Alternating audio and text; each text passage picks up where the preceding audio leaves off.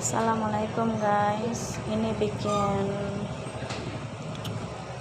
ayam, tapi ini bukan ayam santan seperti ini saja guys. Mau bikin kebuli atau biryani tapi pakai bumbu Indonesia guys. Ini tadi saya cuma pakai bumbu saset, tapi tinggal saya tambahkan bumbu-bumbu sedikit, bumbu-bumbu bubuk, dan nanti setelah airnya menyusut tinggal tambah campur di beras guys, dimasak di rice cooker. Jadi biryani masak rice cooker guys, tapi pakai bumbu Indonesia.